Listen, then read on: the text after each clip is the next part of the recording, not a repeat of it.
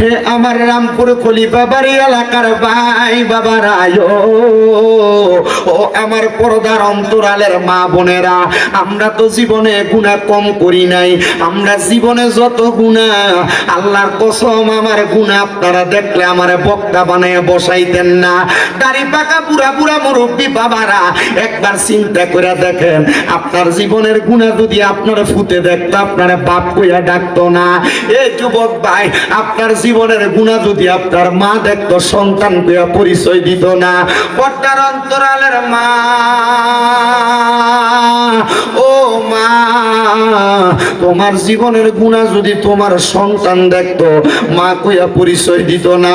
মা গো মা, আর কত গুনাহ করবা গো মা, জীবনের গুনাহ করা এখন থেকে বন্ধ করো গো মা। জানোনি গো মা, জানোনি গো আমার আব্বাজিরা, এই গুনাহ করার কারণে একদিন আপনারে আমার জাহান্নামের আগুনের মধ্যে জ্বলা লাগবো। হায়রে, যে জাহান্নামের আগুনের মধ্যে পড়লে আমার সন্তান আমারে বাঁচাবো না, আমার বাপ আমারে বাঁচাইতো না, আমার বন্ধু বান্ধব বাঁচাইতো না। আল্লাহর নবী ডাক দিয়ে কই, উম্মতের দলেরা, ওই সময় তোমার দুইটা জিনিস বাঁচাইবো। নবী গো, দুইটা জিনিস কি? আমার নবী কয়, আল্লাহর কোরআন থেকে, ইন্নাল্লাযীনা আমানু ওয়া আমিলুস সলিহাত, নিশ্চয়ই নিশ্চয়ই ঈমান এবং আমল দুইটা জিনিস তোমারে বাঁচাইবো। শুধু বাঁচাইতো না, কানাত লাহুম জান্নাতুল ফেরদাউসি নুজুলা, আল্লাহ তাআলা তুমি ওই বান্দা নেক আমল করার কারণে, নেক আমল এবং ঈমান রাখার কারণে তুমি বান্দারে জান্নাতুল ফেরদাউসে রাখবো। আর এই ঈমান এবং আমল যেই ব্যক্তিগুলা ভালো রাখতে পারে, আমার আল্লাহ কোরআনে কয়, উলাইকা হুম খায়রুল বারিয়া, এরা হইল দুনিয়ার সবচাইতে ভালো মানুষ। হায়রে, ও আমার ভাই বাবারা, আপনার ঈমানটা ঠিক আছে নি? এই কথার গ্যারান্টি আপনারা কে দিব? আপনার মনটা আমলগুলো এখনো ঠিক আছে কিনা, এটার গ্যারান্টি কে দিব? জীবনে কত গুনাহ করছেন, আপনার গুনাহগুলো মাফ হইছে নি? এই গুনাহগুলো কেমনে মাফ করাইবেন? আসেন না রে বাবা, কলবের মধ্যে আল্লাহ তাআলার একটু জিকিরের পয়গাম জারি করে দেয়, যেন আপনার আমার জীবনের গুনাহগুলো মাফ হইয়া যায়। চক্ষুটা বন্ধ করে দিয়া আমার আল্লাহ তাআলার একটু আসনে জাতের জিকির করবেন, যেন আমার আল্লাহ তাআলা আপনার আমার জীবনের গুনাহ মাফ করে দেয়। মুহাব্বতের আওয়াজে একটু দমে দমে আল্লাহ তাআলার জিকির করেন। আল্লাহ আল্লাহ আল্লাহ আল্লাহ আল্লাহ আল্লাহ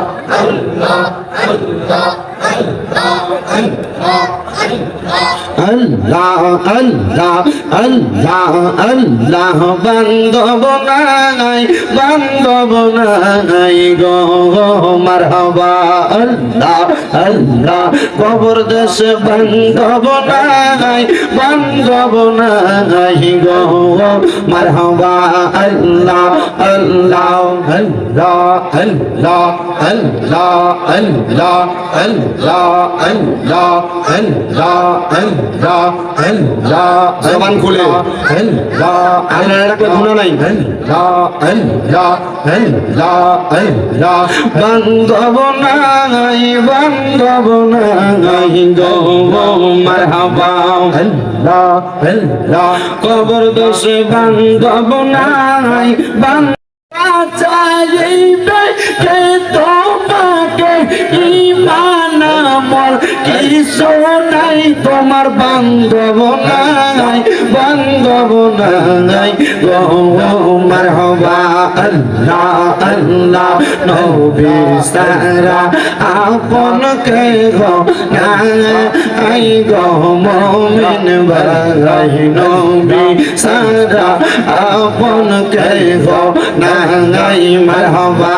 আল্লাহ আল্লাহ, নবী সারা আপন কে গো নাই গো মুমিন ভাই, নবী সারা আপন কে গো নাই মারহাবা। আল্লাহ আল্লাহ, রাহমাতুল লিল আলামিন, আপনি উম্মতের জাবিন, উম্মত সারা নবী কি বোঝে না মারহাবা।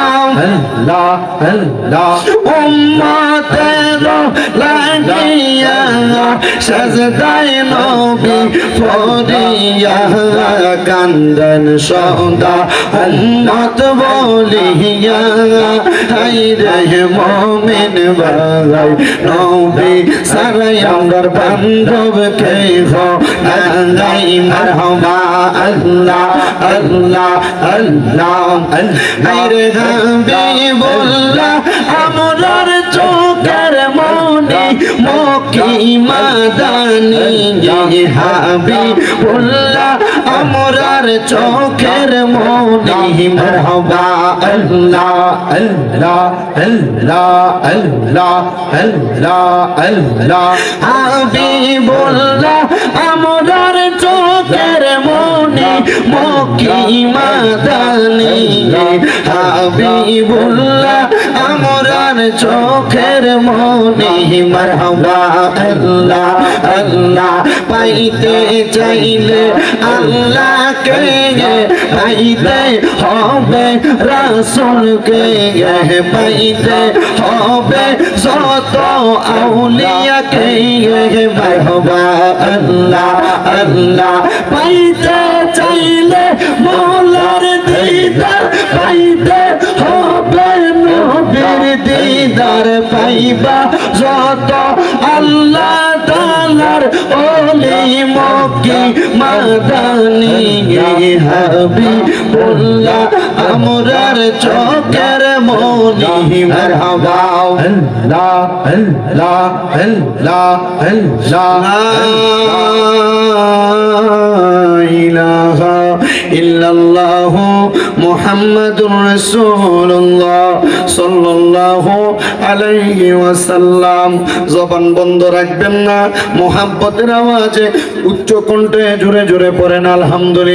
কারিম থেকে ছোট্ট একটা আয়াতে কারিমা তেলাওয়াত করেছি, যে আয়াতে কারিমার তাফসীর করেছেন আল্লামা জালালউদ্দিন সুয়ুতী রাহমাতুল্লাহ আলাইহি। ওনার তাফসীরে জালালাইন শরীফের মধ্যে তাফসীরুল কোরআন মাহফিল শুনেন, কিন্তু তাফসীরুল কোরআন মাহফিলের মূল ভাঙ্গানুবাদ এবং মূল ধারাবাহিকতা বোঝার চেষ্টা করেন। আল্লামা জালালউদ্দিন সুয়ুতী রাহমাতুল্লাহ আলাইহি এবং জালালউদ্দিন মুহল্লী রাহমাতুল্লাহ আলাইহি দুইজন তাফসীর কারক এক আয়াতের সমান সমান তাফসীর করতেছেন।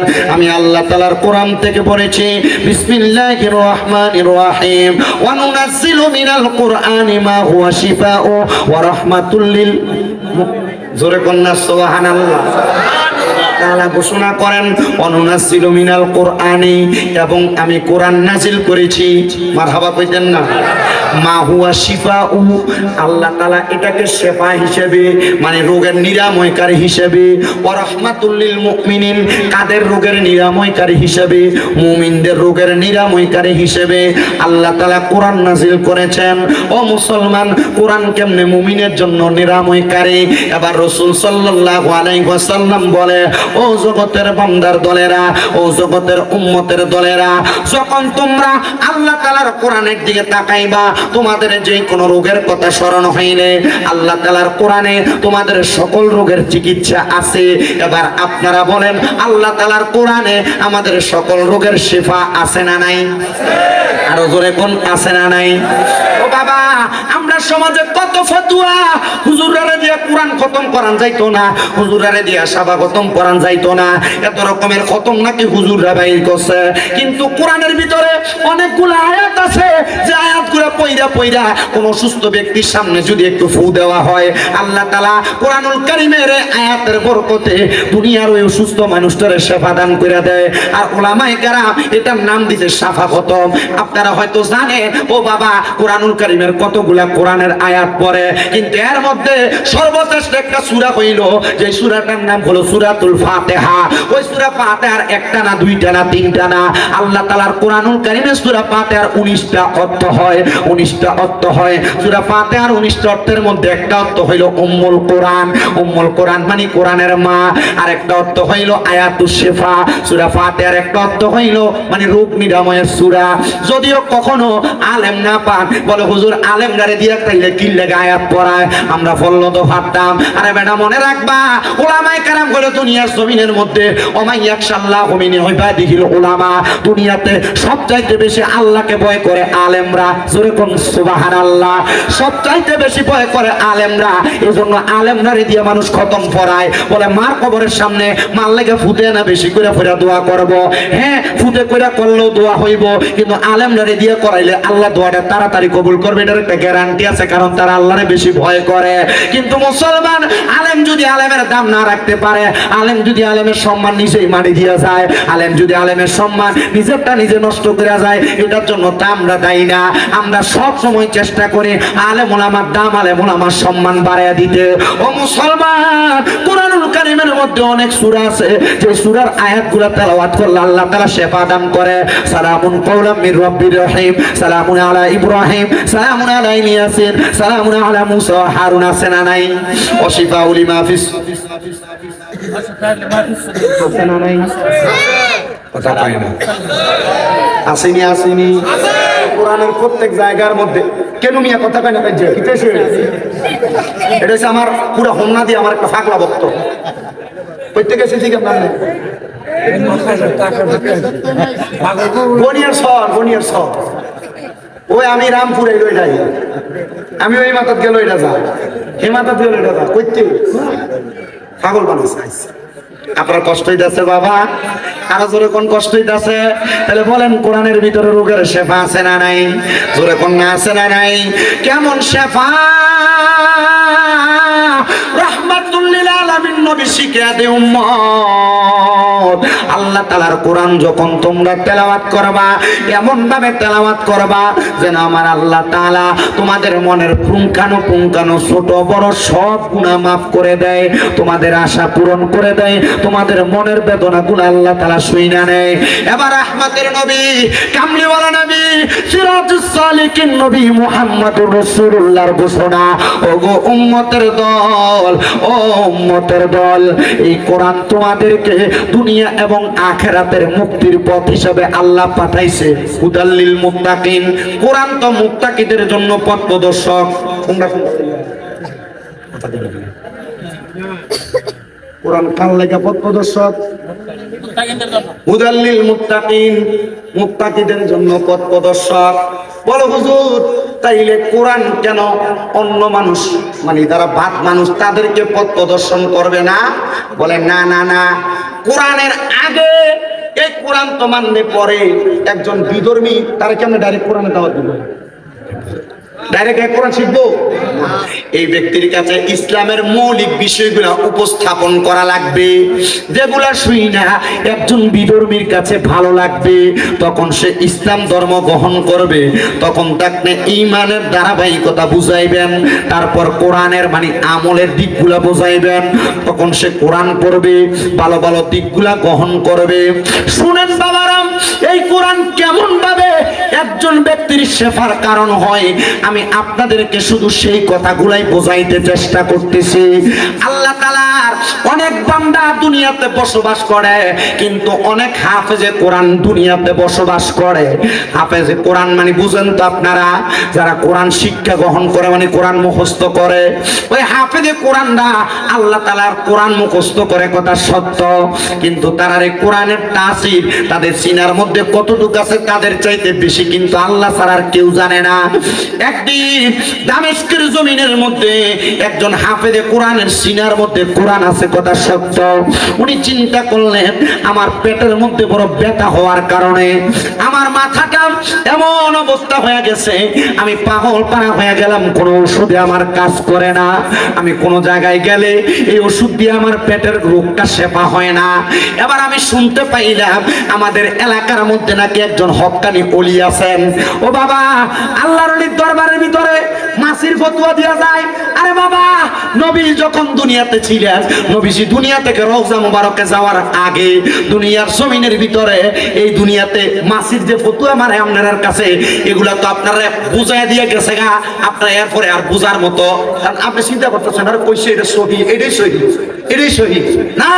আরে বাবা, মাজারওয়ালা এই ব্যক্তিগুলা তো আল্লাহর ওলি, এই ব্যক্তিগুলা তো হক্কানি। কিন্তু হ্যাঁ, আরেকটা কাহিনী আছে, আপনার এই অত্র অঞ্চলের ভিতরে বিভিন্ন জায়গায় মাজারের ভিতরে আছে না, আল্লাহর ওলির নাম দিয়ে মাজারের ভিতরে বেরিয়ে দিয়ে নাম করে কথা ঠিক আছে নি? কথা ঠিক আছে নি? মাজার মানে গান বাজনা না তো, মাজার মানে আল্লাহর ওলির দরবার মানে গান বাজনার জায়গা না। আল্লাহর ওলির দরবার মানে তরিকত, শরীয়ত, হাকিকত, মারফত সব শিক্ষা গ্রহণের জায়গা। সুবহানাল্লাহ নাই দো, সুবহানাল্লাহ নাই দো। আরে গৌসে পাক আব্দুল কাদের জিলানীর দরবারে বেরিয়ে গান কইতো না, কাদা গরিবের নামাজের দরবারে বেরিয়ে গান কইতো না, এখনো কয় না। হযরত বাহাউদ্দিন নকশবন্দির দরবারে বেরিয়ে গান কইতো না, এখনো কয় না। মুজাদ্দেদ আল হাসানির দরবারে এখনো বেরিয়ে গান কয় নাই, ভবিষ্যতে কইতো না। মনে রাখেন বাবা, মনে রাখেন, মাথায়ও রাখেন, আল্লাহর ওলিরা মানুষকে সত্য ধর্ম এবং দ্বীন শিখাইতে আসে। তো আল্লাহর ওলিরা হক, এই আল্লাহর ওলিদের ওসিলা দিয়ে যখন আমরা দোয়া করি তখন আমরা কাছে ওসিলা কই ফেলি। ওসিলা দিতে কে কইছে? ডাইরেক্ট আল্লাহর কাছে যাবি। ওসিলা দিতে আল্লাহ কইছে, আল্লাহর কোরআন ওয়াবতাকু ইলাইহিল, আল্লাহ নিজে বলতেছে ওসিলা তালাশ করার জন্য। আমরা আল্লাহর কথা মানি, বলেন কার কথা মানি? ওয়াবতাকু ইলাইহিল ওসিলা কি আমার কথা না আল্লাহর কোরআনের কথা? আমরা আল্লাহর কোরআনের কথা মানি। আমার সাথে আপনারা জিজ্ঞান, আমার সাথে আসেন না, আমি কত পুকুরে জিজ্ঞান, আমি মিছা কথা বলে দিতেছি। আল্লাহর কোরআন বলে ওসিলা দেওয়ার জন্য। ওসিলা কার দিবেন? হক্কানি রব্বানি ব্যক্তিদের ওসিলা দিবেন। কথা কোন না, হক্কানি রব্বানি ব্যক্তিদের ওসিলা দিবেন। কেমন ওসিলা দিবেন? এবার ওই হাফেজে কোরআন বলতেছে, আমার পেটের মধ্যে বড় পীরা, দামেস্কের জমিনে বড় মাপের আল্লাহর ওলি, ওই আল্লাহর ওলি ওনার দরবারের মধ্যে কত মানুষ আসা যাওয়া করে, কত মানুষ আসা যাওয়া করে। ওই মানুষগুলা আল্লাহর ওলির কাছে যায় কত রকমের কথা বলে। কিন্তু বাবারা আপনারা মনে রাখবেন, সব সমস্যার সমাধান করে দেয় কি? ধরে বলেন না কে? আল্লাহ করে দেয়। কিন্তু আল্লাহর ওলিরা সামান্য ওসিলা মাত্র। ও বন্ধু, হাফেজে কোরআন বলে, আমি নিয়ত করলাম, মনে মনে চিন্তা করলাম, আমার পেটের মধ্যে তো এত ব্যথা, আগামীকালকে সকালবেলা আমি বাড়ির মধ্যে যাইয়া আল্লাহ তাআলার কোরআন তেলাওয়াত করব। এই কোরআন তেলাওয়াত করলে আল্লাহ তাআলা যদি এই আল্লাহর ওলির ওসিলায়, আল্লাহর বন্ধুর ওসিলায় আমার পেটের পীড়া, আমার পেটের ব্যথা যেন আল্লাহ ভালো করে দেয়। ওই ছাত্র হাফেজে কোরআন উনি বলেন, আমি আল্লাহর বন্ধুর মাজারের সামনে, মাকবারার সামনে দাঁড়ায়া দাঁড়ায়া আল্লাহ তাআলার কোরআন তেলাওয়াত করলাম। কোরআন তেলাওয়াত করার পরে, কোরআন তেলাওয়াত করার পরে আমি যখন তেলাওয়াত করতেছি, হঠাৎ করে দেখলাম আস্তে আস্তে আমার পেটের ব্যথা নিবারণ হয়ে যাচ্ছে, আমার পেটের মধ্যে কোনো ব্যথা নাই। আমি বাড়িতে চলে গেলাম। যাওয়ার পরে হঠাৎ পরের দিন আমি লক্ষ্য করে দেখলাম আমার পেটের মধ্যে আবার পীড়া দিচ্ছে, পেটের মধ্যে আবার ব্যথা দিচ্ছে। এমন টাইমে আমি আবার নিয়ত করলাম, হযরতে ফতেহ আলী সুবহানী রহমাতুল্লাহ আলাইহি নামক ওই আল্লাহর ওলির মাকবারার সামনে, মাজারের সামনে যায়া আমি আবার আল্লাহ তাআলার কোরআনুল কারীম তেলাওয়াত করব। উনি বলেন, আমি দ্বিতীয় দিন আবার আল্লাহর ওলির মাকবারার সামনে যাইয়া আল্লাহ তাআলার কোরআন তেলাওয়াত করতে লাগলাম। কোরআন যখন তেলাওয়াত করতেছি, আবার আমার আল্লাহ তাআলা আমার পেটের ব্যথা নিবারণ করে দিছে। জোরে জোরে বলেন সুবহানাল্লাহ, মুহাব্বতে কন্যা সুবহানাল্লাহ। এবার আল্লাহর ওলিটা লক্ষ্য করে দেখতেছে, সামনে দিয়ে আসো, তুমি এদিক দিয়ে পিছন দিয়ে যাও, পিছন দিয়ে, সামনে দিয়ে মানুষের ডিস্টার্ব দিও না।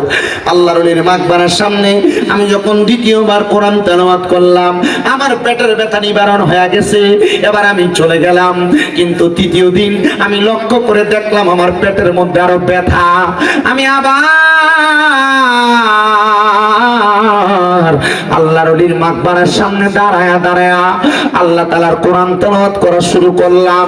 কিন্তু অন্যদিন আমি যখন কোরআন তেলাওয়াত করতাম, আমার পেটের ব্যথা সাথে সাথে নিবারণ হয়ে যাইত। কিন্তু আর আমার পেটের ব্যথা নিবারণ হচ্ছে না, মানে পেটের ব্যথা যায় না।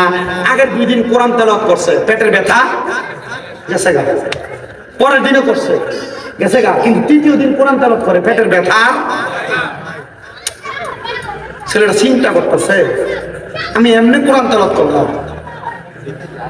এই বাচ্চাটির একটা আওয়াজ দিতে বললো, তখন জানি শিখে গেছে হারবার করে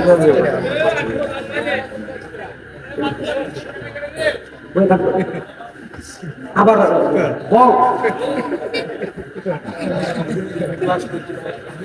সাপ যখন খুঁজছি তখন দরকার লাগছে, অনার দরকার নেই।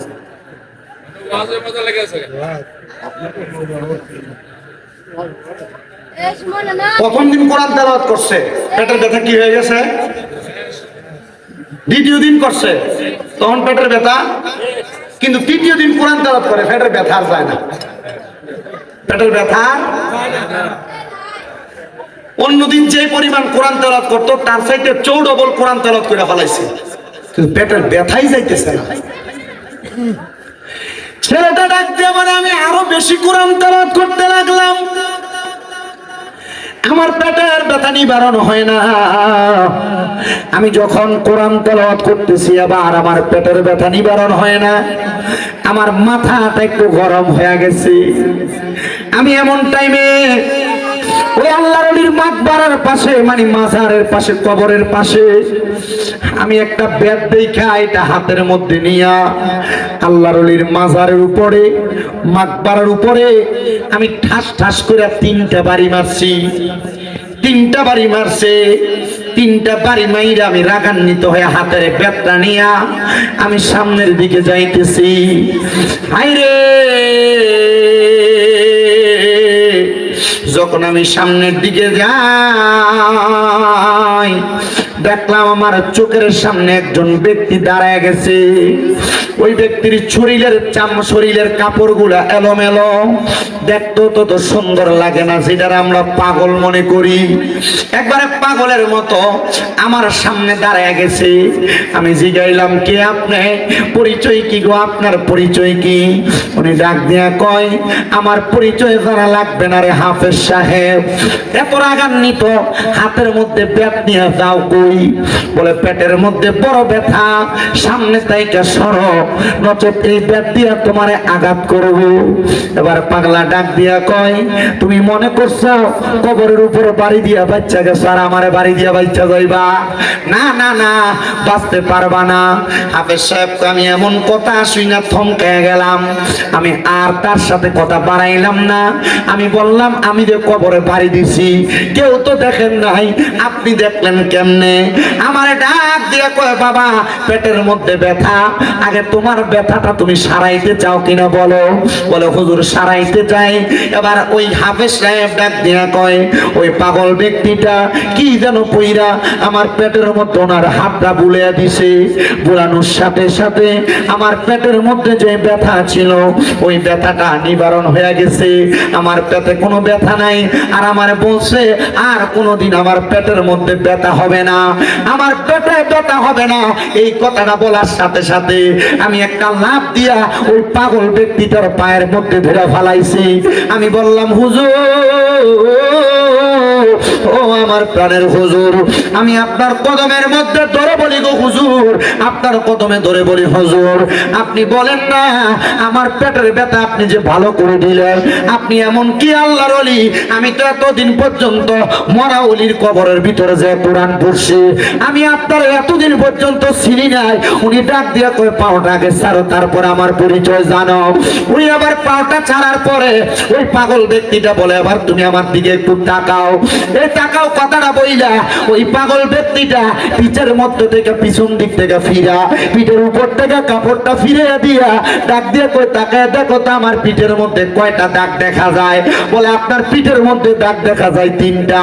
এরে হাফেজে কোরআন ওই কবরের মধ্যে বাড়ি দিছিলা কয়টা? বলে বাড়ি দিছিলাম 3টা। বলে 3টা বাড়ি আমার পিঠের ভিতরে লাইগা রয়েছে রে, আমি তোর বাড়িগুলা সহ্য করতে পারি নাই। তুই যখন বাড়ি দিয়া আমার কবরের সামনে যাইকা চলে আসো, আমি আমার মাওলার কাছে ফরিয়াদ জানাইছে, আল্লাহ আমার একবার ক্ষমতা দাও, আমি দুনিয়াতে যাইয়া ওই হাফেজে কোরআন রে তার পেটের ব্যথাটার জন্য আরেকবার দোয়া কইরা দিয়ে আসি। হাফেজে কোরআন কয় বুঝলাম না, আমি তো কবরের সামনে বাড়ি দিছি, কবরের মধ্যে বাড়ি দিছি, আপনার পিঠে আসলো কেমনে? আর আপনি বা কেন আমার পেটের ব্যথা 2বার বালা হয়েছে, 3য়বার বালা করাইলেন না? ডাক দিয়া কয় বাবারে ব্যথা তো মাফ করার মালিক আল্লাহ, ব্যথা দেওয়ার মালিক আল্লাহ। কথা কোন, কথা কোন, কথা কোন। আমার এত রোগ হয়, এই যে জ্বর হইয়া রয়েছে। গত পরশুদিন মাহফিল করছি, পরশুদিন তো করলাম বাঞ্ছারামপুর করিগঞ্জ দিয়েছেন, বাঞ্ছারামপুর করিগঞ্জ যদি ফেরিঘাটের এখানে স্টেজ থেকে নামার পরে দাঁড়াইতে পারতেছি না, গাও একবারে থরথর করে কাঁপতাছে। ব্যাপারে কইলাম তাড়াতাড়ি যে কোনো ফার্মেসির সামনে আমার ব্যাগ করেছে, তেমন বাড়িতে মতো টাইম গেছে গরিপুর পর্যন্ত। গরিপুর পর্যন্ত যায়া তো মোটামুটি হসপিটালের সামনে নিয়ে ঢুকাইছে, এনে যাও না তো আমার কাছে ডাক্তার আছে, আপনারা হয়তো পরীক্ষা টরীক্ষা দিব, রক্ত রক্ত পরীক্ষা করতে না কইছে, বুঝছি গাড়ি করে আসলে তো রক্ত বাইর করলে এটা আমার কাছে ভালো লাগতো না। এমনি একবার রক্ত দিছি আলহামদুলিল্লাহ, কিন্তু আমার সে এটা আমার কাছে ভালো লাগতো না। জ্বর হয়েছে ঠিক আছে, আগে বাইর যাই পরে দেখতাম, এমনি কোনো কাম টাম হতো না। আমি কিছু তাওয়ার তো আল্লাহ রাসূল, আগে বাড়ির যাই, পরে কুমিল্লাতে যাইয়া কুমিল্লা টেলিকোনা সমনিতে আলিফ ফার্মেসি আছে আমার এক ভাই মুজাম্মেল ভাই, ওনারা কইলাম ভাই শব্দ আছে, পরে মাপ দিয়ে কইলাম না 160°, পরে মাপ দেওয়ার পরে কি সাপোজ ভিতরে বুঝ যেটারে কই আর কি এটি দিছে, আর ওষুধ পাল্টাই দিছে, লইয়া মোটামুটি দেখলাম যে পরের দিক থেকে একটু একটু ভালো আছে। আজকেও গতকাল তো 2টা মাহফিল করতে পারছি, আজকেও 2টাই যে আপনাদের একটু সুন্দর করে করতেছি। শরীর এখনো পর্যন্ত মোটামুটি ভালোর দিকে, বাকিটা এখন থেকে নামার পরে বুঝতে পারবো। আপনার দোয়া করবেন আমার লেগা। আমি কইলাম যে আল্লাহ, আমি যদি মাহফিলে না যাইতে পারি, মানুষ আমার বাজে বলবে, শরীর অসুস্থ হয়ে গেলে মানুষ বোঝে না, আসলেই বোঝে না। আমার গত কয় তারিখ 14 একটা মাহফিল, আমি মাহফিল কমিটির কইলাম আমার তো শরীরটা ভালো না, আমার 9টার মধ্যে মাইক দিয়ে দিল, কিন্তু 9:30 মাইক দিলাম ভাই, 9:30 নিতে করে নিছে তো, আর আমার স্টেপে নেই 9:30 নিতে নিতে নিচে 10টা। আমি মোটামুটি কোথাও একটু কালেকশন আছে, আমি 1 ঘন্টা 20 মিনিট ওয়াজ করে আমি কালেকশনে ঢুকছি, 1 ঘন্টা 40 মিনিট হয়ে গেছে। 1 ঘন্টা 40 মিনিট পরে কালেকশন সব করে সারছি, হুজুর আমরা মাদ্রাসার কালেকশন। তার মানে কি সে আমার অসুস্থতা বুঝছে? তার কথা আমি হুজুর টিয়া দিয়ে আনছি, বদিল টিয়া দিয়ে আনছি বদিল্লা। এরপরে দেখেন এই কালেকশন করে দেওয়ার পরে মুনাজাত দিব, এরা হুজুর একটু জিকির করেন না। আমি বললাম তোর বিবেক না, তোর আকল নাই। তো পরে একটু বোঝাইলাম যে কোনো মাহফিল কমিটি বক্তাদের কষ্ট বুঝবে, আমি ওয়াজ করবো আপনার বাড়িতে কিন্তু মোটামুটি যার যেমন ঘুমাই দেবে না। আমি কিন্তু এখান থেকে যাইতে যে মনে করেন 2.5 ঘন্টা একবার আমার হিসাব দেয়, এখান থেকে কুমিল্লা থেকে 2.5 ঘন্টা লাগে, কিন্তু এই যে কুয়াশা দিনের বেলা হিসাব করছেন 2.5 ঘন্টা, কিন্তু সামনে যে ভাষা দূরে দেখা যায় না, গাড়ির সামনে ভাষা দূরে দেখা যায় না, কয়েক দূরে দেখা যায় না, 5 হাত দূরে দেখা যায় না। তখন আর কেমন 2.5 ঘন্টাতে কুমিল্লা যায়, তখন যাইতে দিতে ফজর, তো রাতের ঘুম কে দিনে হারায়? আমরা তো মোটামুটি মনে করেন হুজুর বহুত টিয়া লয়ে দেখে এটাই শেষ হয়ে যায়, যে পরিশ্রম করে এটা হয়ে যায় না। কই আপনার কাছে তো গত বছর দাওয়াত দিয়ে গেছে, আমার মাত্র 2-1টা ফলামিন বাড়াইতেন, ও হারাইছেন না প্রত্যেকে, কি দরকার? যা কই বাবু যেমনি আছি এমনি আলহামদুলিল্লাহ, আমিন কোন আর জোরে কোন আমিন। আপনারা ফাটাইলেও আছেন, না ফাটাইলেও আছেন। গত পরশুদিন আমার মাদ্রাসার মাহফিল হয়েছে, 150 জন সবক লইছে, মারহাবা কয় না তো? 100 কয়জন সবক লইছে? 50 জন। এই মাদ্রাসায় ছাত্রই আছে 375 জন। এক মাদ্রাসার কথা বলছে, আমার মাদ্রাসা 6টা। যে হুজুরা বড় বড় লিকচার ভিটটা দা হুজুরে জিগেন, হুজুর আপনার মাদ্রাসা কয়টা? এরা নিয়ে নিয়ে ঢাকা ফ্ল্যাট কিনে, বাড়ি কিনে, কথা কন না কা?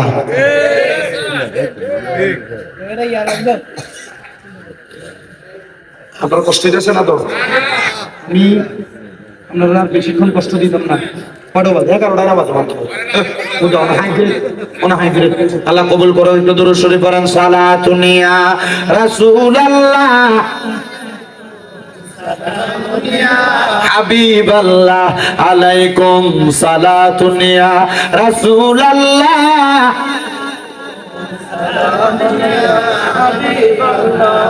মদিনার মাটি যদি হইতাম, নবীজিকে বুকের মাঝে রাখিতাম। সালাতুন ইয়া রাসূলুল্লাহ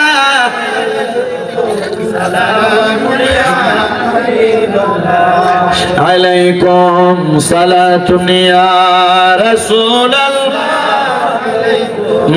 সালামুন ইয়া। হাফেজে কোরআন একটা ডাক দিয়া কয়, পাগল পাগল আপনার কাছে জানতে চাই, তাইলে আপনার কবরে বাড়ি দিলাম, এই বাড়ি যদি আপনার ফিডে লাগে, এ পাগল তাহলে আমি যে আপনার কবরের সামনে দাঁড়ায় দাঁড়ায় কোরআন পড়ছি, প্রথম দিন আমার ব্যথা তো মাফ হয়েছিল, দ্বিতীয় দিন পড়ছি মাফ হয়েছিল, তৃতীয় দিন পড়ছি ব্যথা কেন বাড়লো? পাগল একটা ডাক দিয়া কয়, কোরআনে হাফেজ, ব্যথা দেওয়ার মালিক আল্লাহ, নেওয়ার মালিক আল্লাহ, বাড়ায়া দেওয়ার মালিক আল্লাহ, কমায়া দেওয়ার মালিক আল্লাহ। হাফেজ সাহেব, প্রথম দিন যখন তুমি আমার কবরের সামনে দাঁড়ায় দাঁড়ায় কোরআন পড়ছ, তোমার কোরআন তেলাওয়াতটা আমি কবরের বাসিন্দার কাছে বড় মায়া লাইগা গেছে। আমি ওই সময় আমার আল্লাহর কাছে কইছি, আল্লাহ তার কোরআন তেলাওয়াতটা যেহেতু এত সুন্দর, আল্লাহ তার কোরআন তেলাওয়াতের বরকতে তুমি তার পেটের ব্যথাটা ভালো করে দাও। আমার আল্লাহ তাআলা তোর পেটের ব্যথা ওই দিন ভালো করে দিছে। কিন্তু আজকে গত এর পরের দিন যখন একই সময় হয়েছে, আমার মনে ওই তোর কোরআন তেলাওয়াতের আওয়াজটা বাজতেছিল। আমি আল্লাহরে কইছি, আল্লাহ ওই ব্যক্তিটার পেটের মধ্যে আরেকটু ব্যথা বাড়াইয়া দিয়া দেখো না, সে নি আরেকবার আইসে আমার কবরের সামনে কোরআনটা পড়ে। আমার আল্লাহ তোর পেটের ব্যথা বাড়াইয়া দিছে, তুই যখন কোরআন পড়ছস। আমি আল্লাহরে দোয়া করছি, আল্লাহ এবার আপনি আবার তার পেটের ব্যথাটা আবার বাড়া কমাইয়া দেন। আমার আল্লাহ দোয়া কবুল কইরা তোমার পেটের ব্যথা কমাইয়া দিছে। যখন তুমি তৃতীয় দিন আমার কবরের সামনে কোরআন পড়ছো, আমি যখন তোমার কোরআন তেলাওয়াত শেষ হয়ে যায়, আমি আমার আল্লাহর কাছে দোয়া করছি, আল্লাহ আপনি তার পেটের ব্যথাটা আরেকটু বাড়াইয়া দেন, সে যেন আমার কবরের সামনে আরেকটু বেশি করে কোরআন শরীফ পড়ে। আল্লাহ আপনি আরেকটু বাড়াইয়া দেন, সে যেন আমার কবরের সামনে একটু বাড়াইয়া কোরআন শরীফ পড়ে।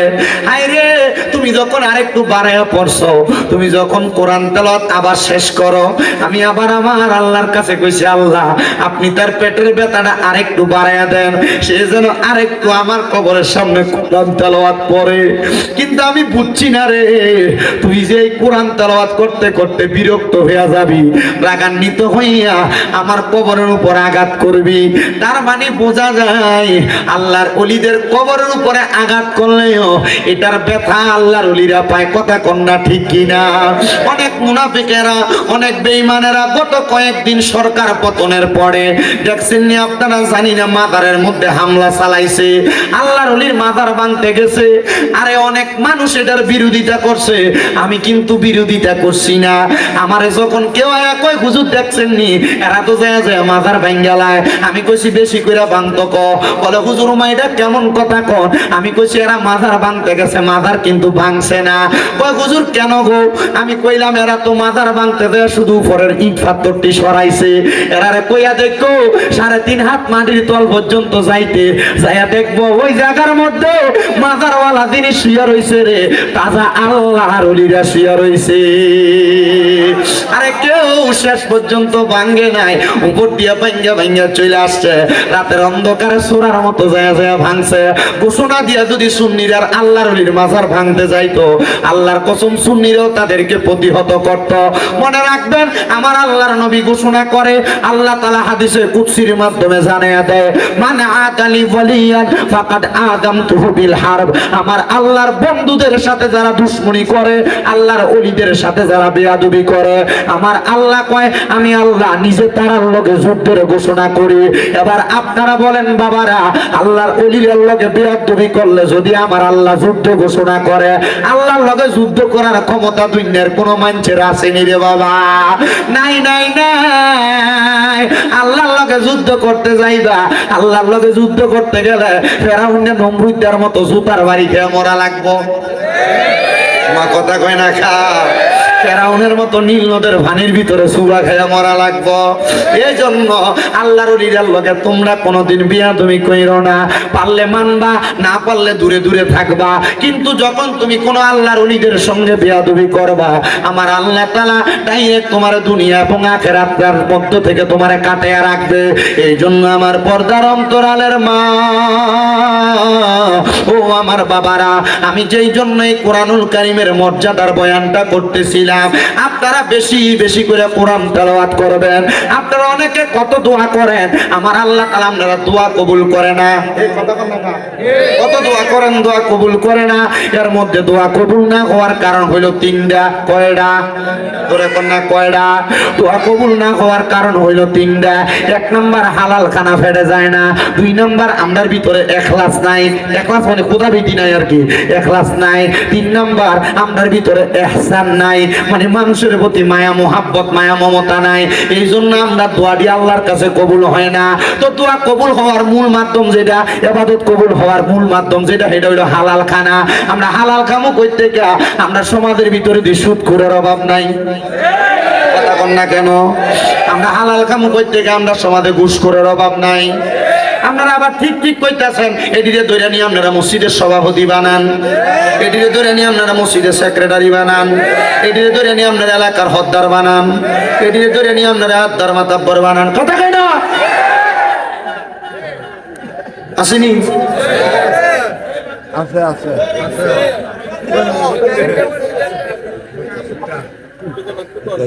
যদি কয় আমরা সুদকা সভাপতি বানাই, সুদকা মসজিদের ছাদ ডালা দিয়ে দিছে বেটা, মসজিদের রডটি দিছে লাগে বেটা সভাপতি। কথা কেনা খা ওই বেড়া দিয়ে এলাকার ঘুষখোর, বেড়া দিয়ে মানুষের জমি দখল করে খা, বেটার মসজিদের সেক্রেটারি বানিয়েছিস কা? না, মসজিদের টাইলস দিছে বেটা। কথা কেনা খা আছে না নাই?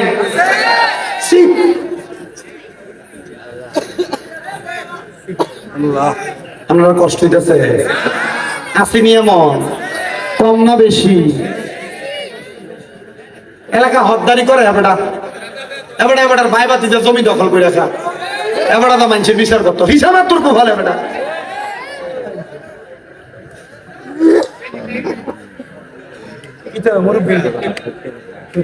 সত্য কথা বলে ওই এমন আছে না নাই? মানুষের জমি দখল করে কায়দা মানুষের বিচার করতো হত্যা। আমার সাধনে বয়ে বয়ে দেখে লম্বা লম্বা কথা, এই সুৎকুর আর গোসুর কি করে তোর আর করে নুরা।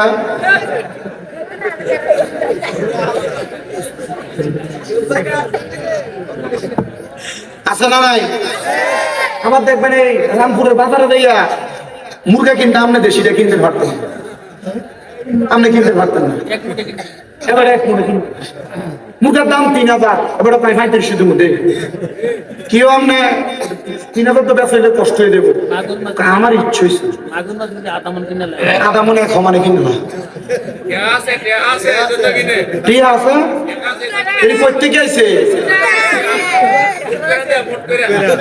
কথা কেনা আছে না নাই? আছে না না? আমার আমনের এলাকার ভিতরে সাধনে বলে এদের সত্যি কথা কন, এক কাপ সায়ের লোভে, এক কাপ সায়ের লোভে এদের সত্যি কথা।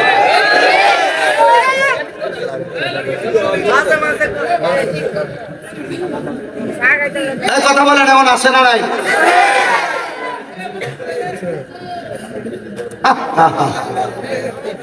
কি জবাব দিব আল্লাহ? আবার অবৈধ জমি মনে করেন বাপ মরে গেছে, বাপ বইনের সম্পদ বুঝিয়ে দেয় না, আছে কি 2 লাখ দিয়ে দিয়ে বই দাবি দাবি দেয়, দাবি ছেড়ে দে। বড় ভাই মরে গেছে, ভাই ভাতিজারা জমি বুঝিয়ে দেয় না, এমন সিটার নাই আপনার এলাকা?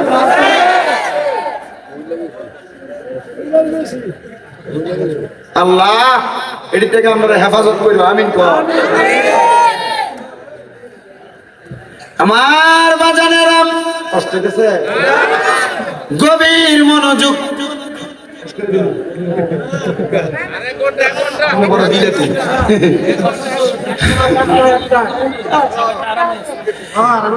আমার তো আরাম না, আমার তো বেড়াম। আমার বাজানেরাম গভীর মনোযোগ দিয়ে বয়ানটা শ্রবণ করবেন, তাইলে দোয়া কবুল হওয়ার যে সত্য, এমন হারাম খাওয়াইনারা হাজার দোয়া করলে দোয়া কবুল করত, কথা কোন কবুল করত?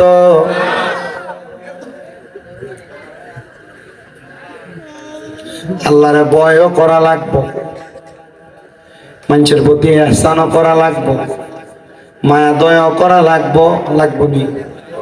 লাগবো নি? অনেক মা বোনেরা দোয়া করে কবুল হয় না। মা বোনেরা মনোযোগ দিয়ে শোনো গো মা, তোমরা জান্নাতে যাওয়া বড় সহজ গো মা। আল্লাহর নবী শিখিয়ে দেয়, কোন মহিলা যদি 4 কাম করে জান্নাতি। কয় কাম? নবী গো 4 কাম কি? নবী কয় 1 নাম্বার কোন মহিলা যদি পর্দা করে, 2 নাম্বার কোন মহিলা নামাজ পড়ে 5 ওয়াক্ত, 3 নাম্বার কোন মহিলা রোজা রাখে, 4 নাম্বার কোন মহিলা যদি স্বামীর আদেশ অমান্য না করে। তাহলে এই মহিলার জান্নাত একবারে সহজ। এ মহিলার চাইতে বড় আল্লাহর ওলি দুনিয়াত নাই। মারহাবা কোন, মারহাবা কোন। মা গো মা, নামাজ পড়ো, পর্দা করো, রোজা রাখো, কিন্তু জামাই যদি অন্য কোনো কথা একটু থেকে একটু টের বেটের একটা দমক দাও, জামাইয়ের কথাটার মানো না, আল্লাহর কসম তোমার নামাজ কামে লাগতো না, রোজা কামে লাগতো না। লাগবো না? না, কথা বলে না, মনে রাখো। দিনের বেলা ঝগড়া করে রাত্রেবেলা অন্যদিকে মুখ ফিরে রাখে। অন্যদিন বাচ্চা থাকতো এক পাশে, জামাই বউ এক লগে ঘুমাইতো, যেদিন ঝগড়া হয় দিন বাচ্চা মাঝখানে। অন্যদিন কি তো আপনার কষ্ট হইতেছে, এবার কই যা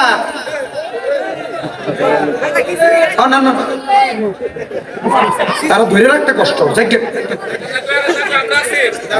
আমরা আছেন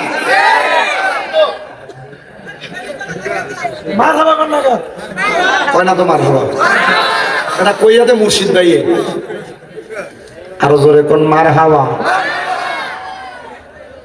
অন্যদিন জামাই বউ ঘুমাইতো 2 বালিশে, কিন্তু মা বোন দোয়া কবুল হইব কেমনে? আপনি কত দোয়া করেন, ঘর থেকে রোগ বালা মুসিবত ছাড়ে না, আরে ছাড়বো কেমনে মা?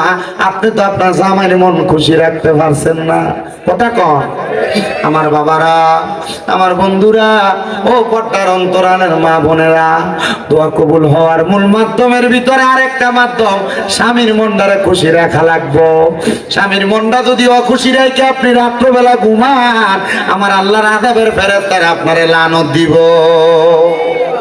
মহিলারা স্বামীর আদেশ মানতে চায় না, স্বামী তাদেরকে কত রকমের আদেশ করে শুনতে চায় না, কিন্তু আল্লাহর নবী বলে কোন মহিলা তাদের স্বামীর আদেশ ছাড়া বাবার বাড়ি তো যাইতে পারবে না।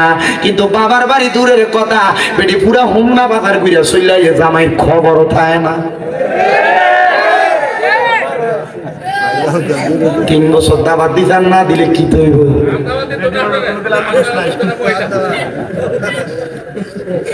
কষ্ট দিতেছে আপনারা। এ মা, যদি জান্নাতে যাইতে চাও গো, স্বামীর আদেশ মানবা, স্বামীর দমক সহ্য করবা, স্বামীর কথাগুলা মাইন্না মাইন্না চলবা। আমার নবী কয়, এক একটা মহিলাকে আমি নবী পানির সাথে তুলনা করলাম। নবী গো কেন? বলে পাথরের সাথে তুলনা করি নাই। নবী গো কেন কেন কেন? বলে পাথর যেই কোনো জায়গায় রাখা যায় না, কিন্তু পানিকে যেই পাত্রে রাখবা সেই পাত্রের মধ্যে থাকবে। একটা মহিলা যদি পানির মতো হইয়া যায়, ওই মহিলা সংসারে কোনোদিন অশান্তি হবে না, ওই মহিলা কোনোদিন সাংসারিক জীবনে অশান্তিতে হবে পাবে না, ওই মহিলা কোনোদিন তার পারিবারিক ভাবে অশান্তি পাবে না। এই জন্য আমার হুমনার মা বোনেরা, রামপুরের মহিলারা, আপনারা কোনোদিন আপনাদের স্বামীর অমান্য করবেন না, স্বামীর অবাধ্য হবেন না, স্বামীর কথা অমান্য কইরা চলবেন না। দেখবেন গো মা, শান্তির অভাব হবে না।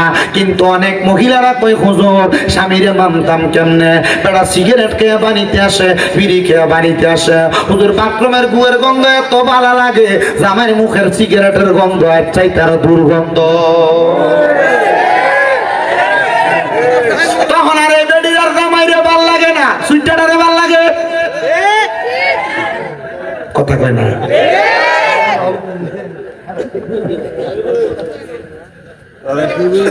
আপনার মুখের ভিতরে দুর্গন্ধ, ফসা গন্ধ। আপনার বউ আপনার রাত্রবেলা গেলে আপনার পাশে দিয়ে শুইব কেমন? আমার ভালো লাগে না তখন। আর বন্ধ করার লাগবো না, আল্লাহ দোহাই লাগে। যে পোলাপান অথবা যে ভাইয়েরা সিগারেট খায় আর জিজ্ঞাসা করে দেখেন শিক্ষক কার কাছে। এরকম একদিন আমার এক ভাইবে কইছিল কোন রকম একটা টান দিয়ে দেওয়া হস না, একদিন কোন রকম একটা টান দিয়ে দেওয়া হস না, তারা বানাইছে বা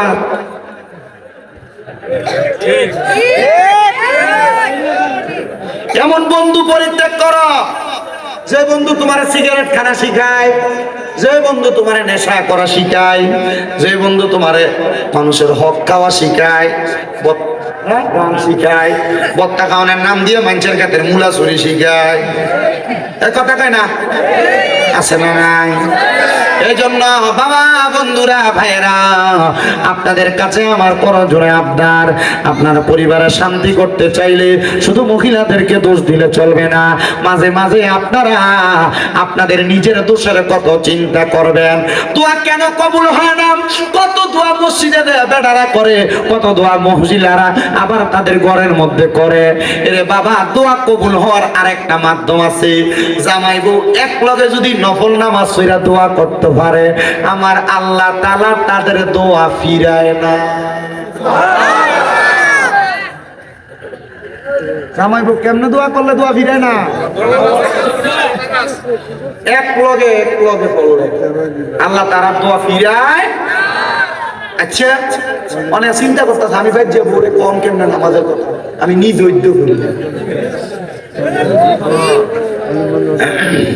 কথা কন না।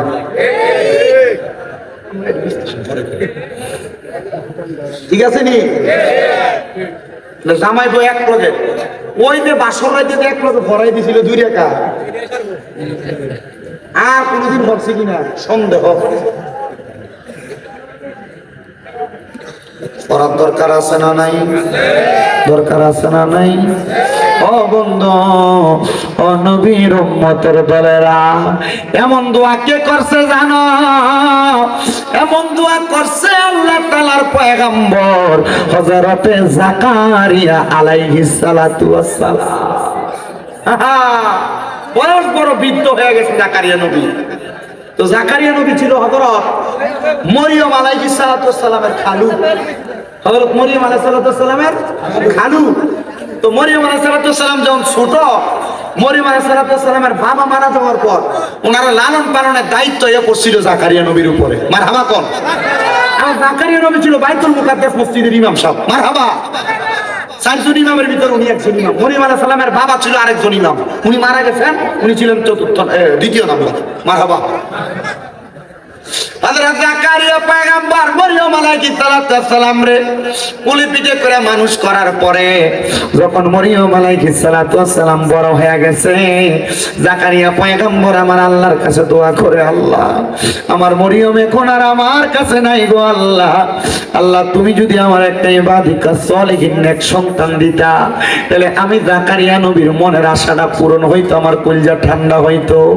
জাকারিয়া নবী দোয়া কইরা কানতে কানতে বাড়িতে গেছে, চোখের পানি মুছতে মুছতে জাকারিয়া নবীর স্ত্রী জাকারিয়া নবীর দেখা ডাক দিয়ে কই, স্বামী গো এমন ভাবে কান্না করতেছেন, কান্না করার কারণটা কি জানতে চাই?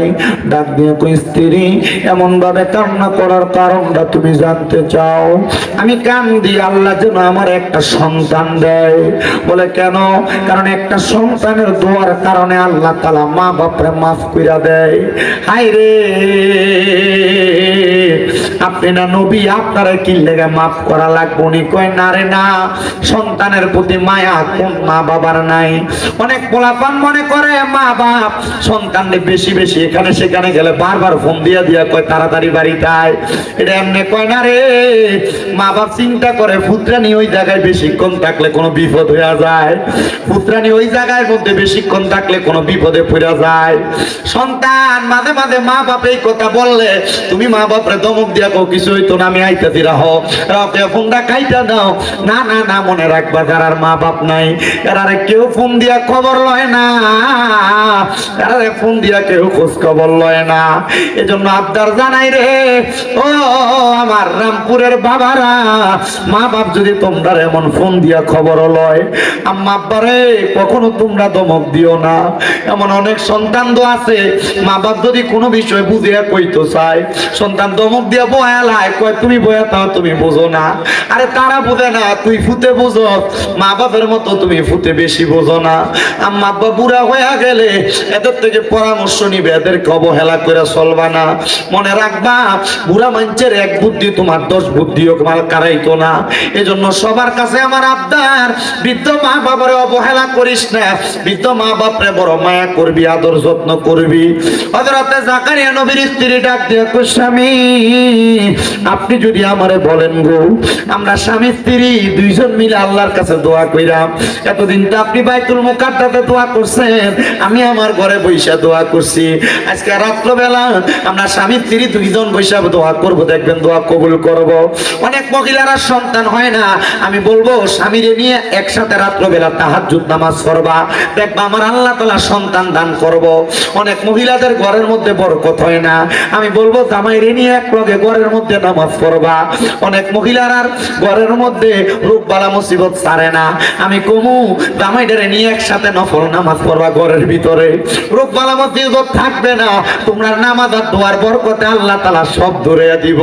এবার আপনারা বলেন, আল্লাহর নিয়ামত অর্জনের জন্য স্বামী স্ত্রী একটাই করে ইবাদত করার দরকার আছে না নাই?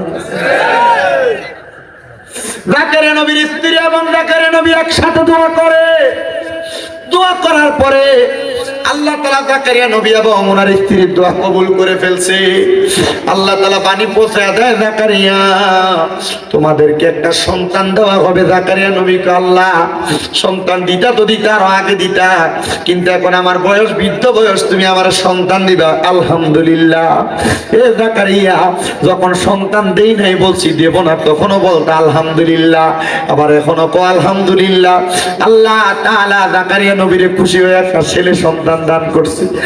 বাবা কইলেন না, ছেলে সন্তান দান করার পরে জাকারিয়া পয়গম্বর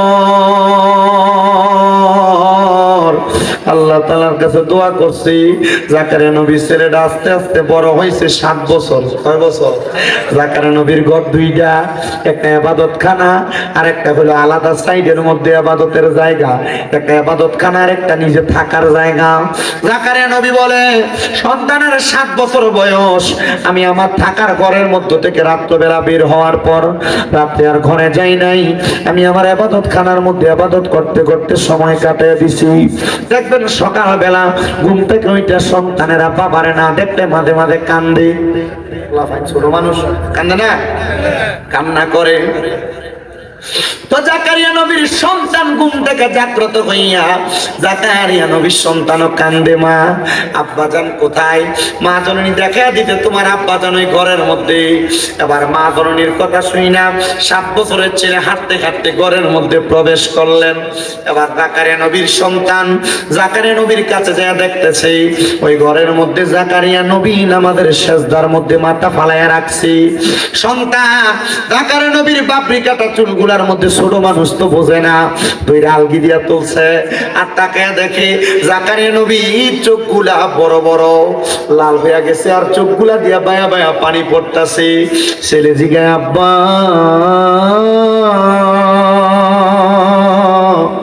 ও আব্বা, আপনার চোখের মধ্যে কেন এত পানি?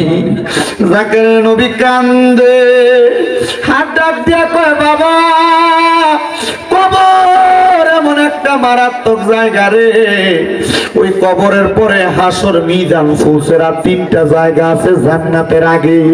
ওই কবর থেকে জান্নাত পর্যন্ত যে 3টা কঠিন জায়গা, ওই 3টা কঠিন জায়গা পাড়ি দেওয়ার সহজ করার যে মাধ্যম, এটা হলো বান্দার চোখের পানি।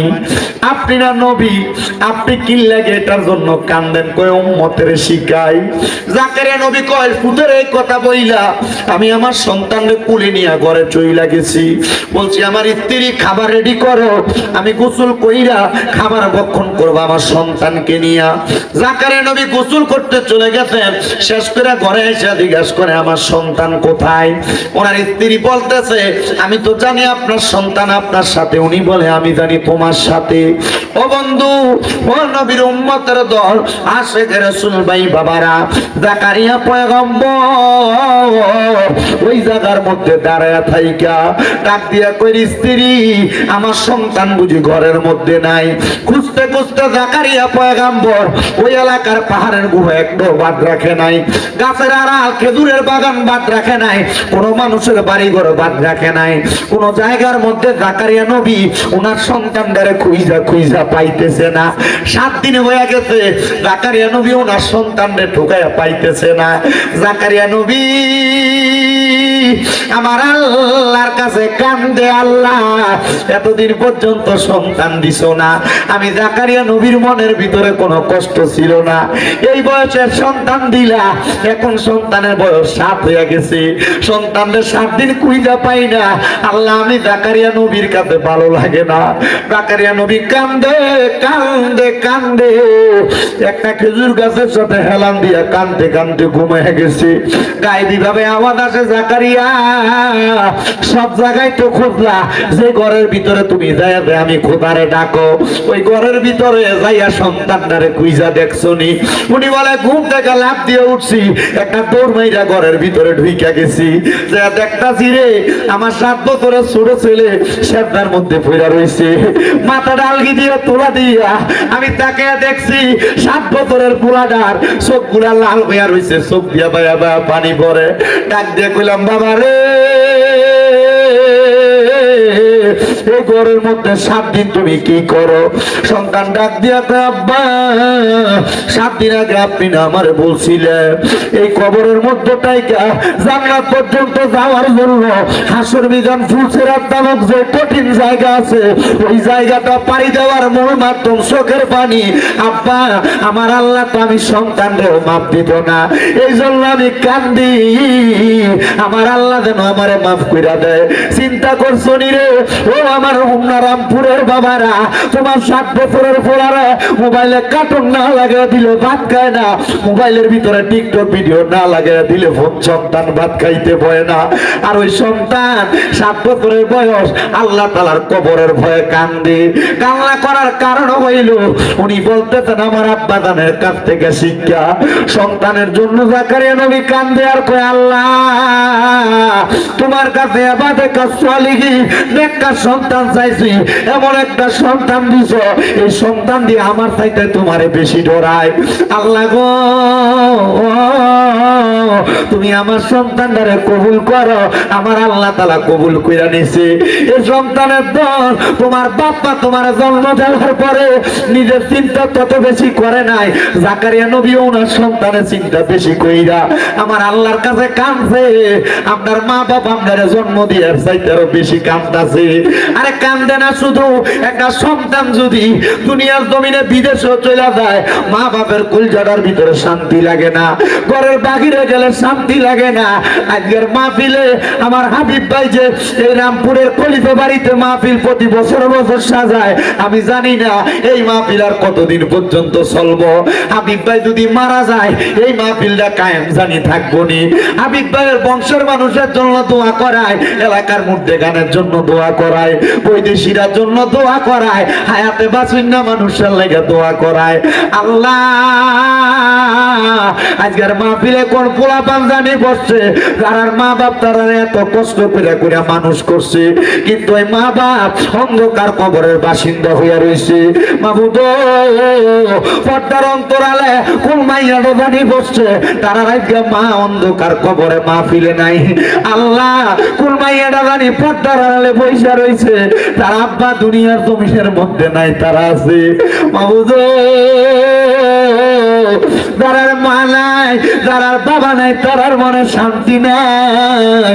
জাকারিয়া নবী সহ সব নবীরা দোহাই দিয়া দোয়া করলাম, আল্লাহ তাদের মা বাবা কবরে, প্রত্যেকের মা বাবার কবর জান্নাতের বাগান বানিয়ে দাও, প্রত্যেকের মা বাবার কবর নাজাতের ফয়সালা করে দাও, প্রত্যেকের মা বাবার কবর নূরুন আলা নূর বানিয়ে দাও আল্লাহ। ও দয়াল রাব্বুল আলামিন, যারার মা বাবা বাইসা রয়েছে আম্মা আব্বার হায়াতের মধ্যে বরকত দান করে দাও। আমিন। হে আমার কুমিল্লা হোমনার রামপুরের বাবা, যদি কেউ ওই মা বাপরে কষ্ট দিয়া থাকো, আল্লাহর দোহাই আমি সব মাহফিলে কই তারার কাছে দেয়া মাফ চাইবা, নচেত আমার ওয়াজ শুনা তোমার কোনো লাভ নাই। যদি এরারে বাদ না দিয়া থাকো, আল্লাহর দোহাই আমি সব মাহফিলে কই তারার কাছে মাফ চাইবা। এরারে বাদ না দিয়া ওয়াজ মাহফিল শুনলে কোনো লাভ হবে না। অনেক মহিলারা শ্বশুর শাশুড়িরে কষ্ট দেয়, মনে রাখবা গো মা, যতদিন শ্বশুর শাশুড়িরে মা বাবার মতো মনে না করবা শান্তি পাইবা না। আল্লাহ ও দয়াল আল্লাহ, আমরা প্রত্যেকের দোয়া কবুল কইরা নাও, আমরা প্রত্যেকের দোয়া কবুল কইরা নাও, আমরা প্রত্যেকের দোয়া কবুল কইরা নাও আল্লাহ। জাকারিয়া নবীর সন্তান যেমন ভাবে কান্নাকাটি করছি মাবুদ রে, ও দয়াল আল্লাহ, আমাদের সবাইকে ওই কবরের কথা চিন্তা কইরা কইরা কান্না করার তৌফিক দান করো।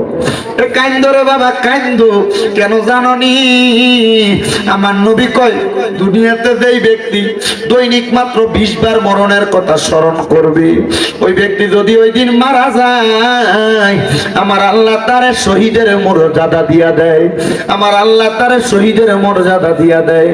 আল্লাহ দুনিয়ার জমিনের মধ্যে আমাদেরকে মরণের প্রস্তুতি নেওয়ার তৌফিক দান করো। শ্বশুর বাড়িতে যাও, মিষ্টি নিয়ে যাও, ফল ফ্রুট নিয়ে যাও, কিন্তু একবার চিন্তা করো ওই কবরের বাড়ির মধ্যে যে যাইবা কি সামান রেডি করছো। কবরেরও তো কিছু সামানের দরকার আছে রে আব্বা। আমি আগেই বলছিলাম কবরের সামান হইলো ঈমান আর আমল, এগুলা নিতে পারবা কবরে শান্তি পাইবা। দোয়া করবা আল্লাহ যেন আজকের মাহফিলের উসিলায় সব কবরবাসীরে মাফ করে দেয়। আল্লাহ তাআলার কাছে সেই ফরিয়াদ জানাই, আল্লাহ যেন নবীজির উসিলায় আজকের মাহফিল কবুল আর মঞ্জুর করে নেয়। আসলেন নবী এই দরাতে রহমত বরকত নিয়ে, চলুন সবাই তাজিমে সালাম দেই ওই নবীর ইয়া নবী ইয়া রাসূলুল্লাহ ওয়া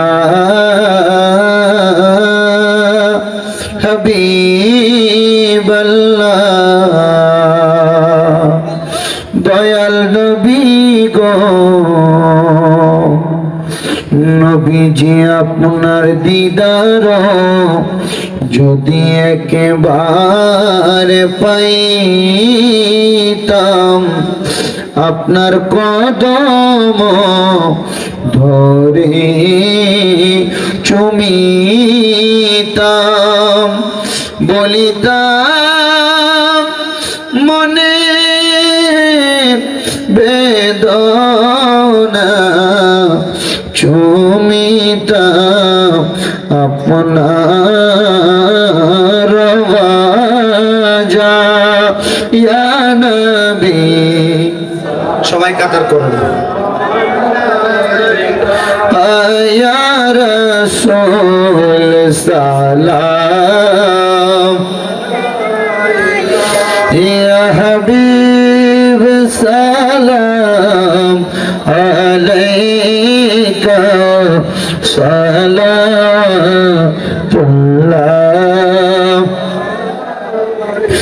মায়ের নবীজি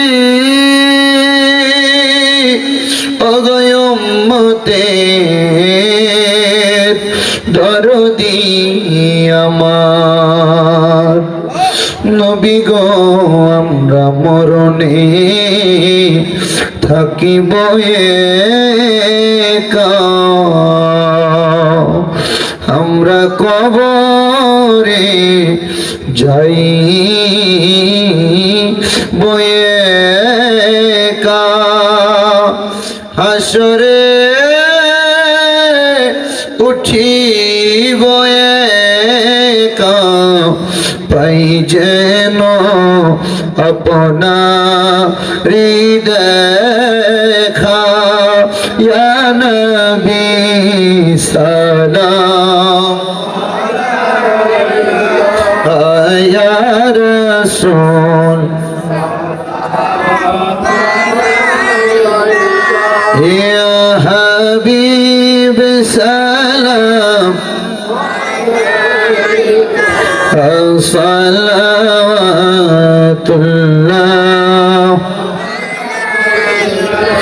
আলা নবী औलाद नबी और शुहदाए किराम शुहदाए करबला हजरत इमाम हुसैन जान देने की हालत पेला सलाम मुस्तफा जाने रहमत पे लाम शमअ बज में हिदायत पेला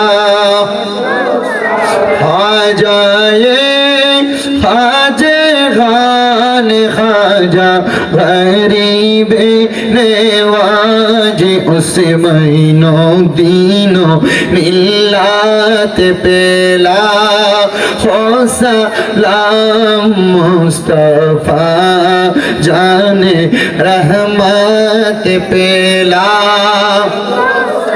राम शमअ बज में हिदायत पेला या पाके पंजातन लाखो सलाम या पाके पंजातन लाखो सलाम या पाक पंजातन लाखो सलाम या पाके पंजातन लाखो सलाम या हसन शाह हुसैन लाखो सलाम या हसन शाह हुसैन लाखो सलाम करबलार कुरबानी शरण कर प्राण भरे सकले नामाज पढ़ो बलागल उला बिकमालिही आलिही हसनतु जमीअ फिसालिही सल्लु अलैहि व आलिही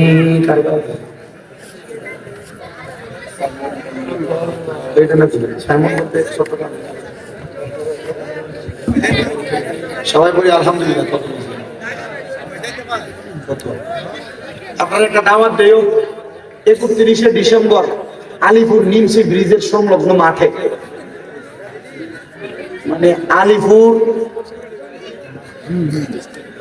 আলিপুর নিমসি ব্রিজ সংলগ্ন মাঠে ইংরেজি নববর্ষ মানে এই যে 31st নাইট ডে এই যে 29শে ডিসেম্বর নতুন বছর আইবো খোলা হয়নি ডিগবা দিয়ে এটা ফুরাইবো না মাশাআল্লাহ আলিপুরের যুব সমাজের উদ্যোগে আলিপুরে বিশাল নাতে রাসূল সাল্লাল্লাহু আলাইহি সাল্লামের মাহফিল হইব মারহাবা কম চট্টগ্রাম থেকে বড় বড় শায়ের আসবে একটা আইবো শায়ের মোহাম্মদ সাইমুন তে এমনি দেখতে সিমরা সামরাই ধরে তার গলার ফিল্লানি দামা শুনলে হাগুল করেলা বড় বড় নাতে রাসূলের শায়ের বিন্দু আসবে ঢাকা থেকে চট্টগ্রাম থেকে ইনশাআল্লাহ আপনারা যাইবেন আপনাদের সবাইকে আল্লাহ তাআলা যাওয়ার তৌফিক দাও আমিন কোন এটা হলো 31শে ডিসেম্বর রোজ মঙ্গলবার যাবেন তো ইনশাআল্লাহ আল্লাহ কবুল করুক আমিন কোন আর জোরে কোন আমিন না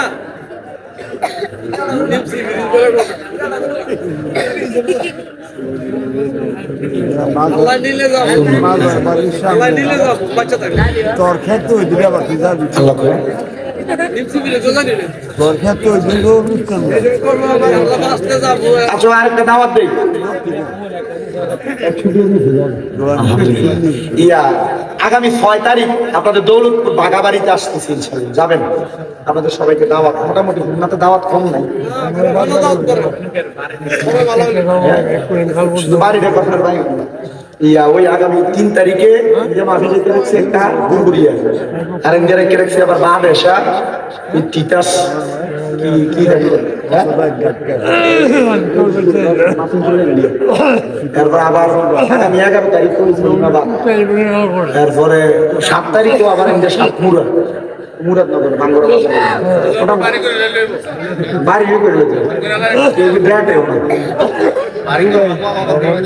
ওই হলেন মাসালা ফরজ নামাজের 2 রাকাত সুন্নত বাড়ি থেকে পইরা আইসা আজান দেওয়া সঠিক হইব কিনা আমার কাছে প্রশ্ন করছে।